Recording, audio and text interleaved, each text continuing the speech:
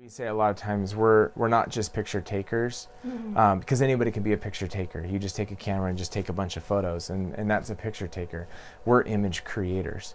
So we create imagery through the wedding day, whether it is photojournalistic in nature, but there's still an art to creating an image that is appealing and timeless, using a photojournalistic, stand back, not interfere in the moments. And we do that a lot, especially with first looks, or if a loved one's passed and we're going to a graveside to lay a rose down or something like that. And that's very, hands off. We let moments transpire and we don't interrupt those. Or, mom zipping up or buttoning up her daughter's dress. And there's those connections and moments that are shared between mom and daughter. We work to capture all the different angles, so that way we don't have to say, okay, now let's stop, let's do it again, and it's all fake. We want those moments to just flow and to capture those things as they happen. So typically on a wedding day, what we do is we arrive with the groom, where the groom's getting ready, all the groomsmen. Typically during this time, the bride's getting hair and makeup done, so she's busy, and JC and I stay together, and what we'll do is we'll capture the groom and his details as he's buttoning up his shirt and putting his tie or cufflinks on, jacket. We'll get portraits and things like that of the groom. And what we've found is by spending about an hour and a half with the groom and the groomsmen is about perfect. And then we let the guys have a break. Guys tend to go a little goofy if they have the camera in front of their faces for too many hours on a wedding day. And we like to preserve the goofiness for down when we hit reception time and stuff like that. So we let the guys have a break, and then we go to where the bride's getting ready.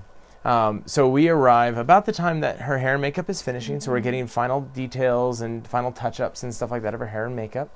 And then we capture for about 2 hours or so. Typically how we work it, if we can, we'll spend with the bride and her bridesmaids. So we're getting shots of the bride getting in her dress and details on the bride and things like that, and all the going-ons that happen with the bridal party.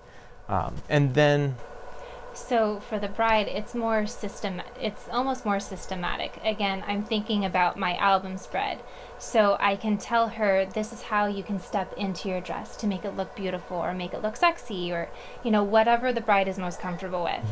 By having JC and I there together, we get two different perspectives at all times throughout the day. So with the groom's prep, while I'm photographing the groom buttoning up his shirt and putting his tie on and things like that, JC's photographing his groomsmen, heckling him, getting him to laugh and to smile and joking around. And so when we're building an album spread, we have two sides of that story without having to recreate anything. And then that same thing's true when we get to the bride's coverage. So I might be getting the detail of mom buttoning or zipping up the dress, and JC's getting that interaction between mom and daughter as she's actually doing it. And so by having these two different perspectives, yes, the day tends to be a little longer for everybody, but again, it's a slower pace. And so for us, it's all about slowing down the day as opposed to having to speed the day up to get through things really quickly. And by doing that, everybody stays relaxed. The bride is relaxed and isn't stressed. The groom is having a good time and he feels like he's having fun. And it's not like, oh, I can't wait for this to be done. He's into it the whole day and having a good time. So on the wedding day, JC and I, we do stay together, and it's for those reasons, to be able to slow the day down, capture the images that we need, and be able to get two different perspectives at the same time without having to repose or restage events. One of the questions that we get asked a lot are, do we do a first look? Are we good with a first look? Are we okay with not doing a first look and the bride seeing the groom and vice versa for the first time walking down the aisle? And we love both options. Typically what we'll do is we'll have, at the very tail end of the groom's coverage, a lot of times we'll have the groom's immediate family come and we'll do portraits with the groom's immediate family right then and there. And then we'll do the same thing with the bride's immediate family right after bride's coverage.